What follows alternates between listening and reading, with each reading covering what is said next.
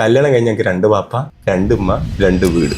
എൻ്റെ ഒരു ഫ്രണ്ട് ആളിനോട് ഞാൻ വൈഫിൻ്റെ വീട്ടിൽ ഞാൻ പോലൊന്നുമില്ല, ഞാൻ പോയാൽ തന്നെ ഇറക്കി കൊടുത്ത് ഞാനും പോരും, ഞാൻ അവിടെ നിൽക്കലൊന്നുമില്ല, നിന്ന് കഴിഞ്ഞാൽ എൻ്റെ വില പോയി പോകുന്നു.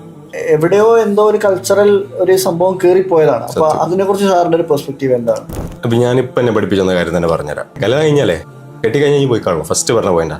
പക്ഷെ അത് പറഞ്ഞതിന്റെ ഒരു അടിത്തറ ഉണ്ടായിരുന്നു. കല്യാണം കഴിഞ്ഞാൽ you have a family, now you are in my family. നീ ഇപ്പൊ എന്റെ കുടുംബത്തിലാ. കല്യാണം കഴിച്ചാൽ നിനക്കൊരു കുടുംബമുണ്ട്, ബി റെസ്പോൺസിബിൾ.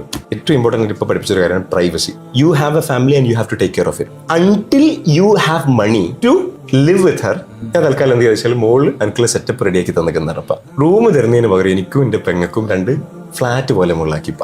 പക്ഷെ ആളുകൾ ഒരു വീട്ടിൽ 3 അടുക്കളേ, താഴത്ത് നമുക്കൊരു അടുക്കളുണ്ട്, മുകളിൽ എന്റെ പെണ്ണുങ്ങൾക്ക് അടുക്കളുണ്ട്, എന്റെ പെങ്ങൾക്ക് അടുക്കളുണ്ട്. അതിന്റെ അർത്ഥം എന്ന് പറഞ്ഞാൽ നമ്മൾ ആരും ഒരുമിച്ചിട്ടില്ലാന്നല്ല, നമ്മൾ ഒരുമിച്ചിട്ട് തന്നെ ഭക്ഷണം കഴിക്കാം. പക്ഷെ പ്രൈവസി എന്ന് പറഞ്ഞ സാധനമുണ്ട്. ഈ അടുത്ത ഉപ്പ എന്നോട് പറഞ്ഞ എന്താ, കല്യാണം കഴിഞ്ഞ് ഞങ്ങൾക്ക് 2 പാപ്പ 2 ഉമ്മ 2 വീട്. അപ്പൊ അങ്ങനെ തന്നെ പറഞ്ഞ ഇപ്പാന്ന് പറഞ്ഞാല് നാട്ടും പറ പെണ്ണിന്റെ വീട്ടിൽ നിക്കാന്ന് പറഞ്ഞാൽ ഇതിലും വലിയ ഇതില്ല. ഇമ്മ എന്ന് പറഞ്ഞ കുറ്റിച്ചർക്കാരിയാ, അവിടെ നിൽക്കലെന്ന് പറഞ്ഞാൽ പെണ്ണിന്റെ വീട്ടിലാണ്. ഉപ്പാനെ സംബന്ധിച്ചിടത്തോളം ഞാൻ ഉപ്പാന്റെ കൂടെ ജീവിക്കുമ്പോൾ ഇപ്പൊ 2 നിൽക്കുക. ഇപ്പൊ ഒരിക്കലും നാട്ടുകാരുടെ അല്ലെങ്കിൽ ഇതൊന്നും ഇപ്പൊ കേട്ടിട്ടില്ല. അവരെ ധിക്കരിക്കുക എന്നുള്ളതല്ല, എന്താ ഞാൻ ചെയ്യേണ്ടത് എന്നുള്ളതാണ്. ഈ കൾച്ചറിൽ എന്ന സാധനം ഇസ്ലാമില്ലല്ലോ.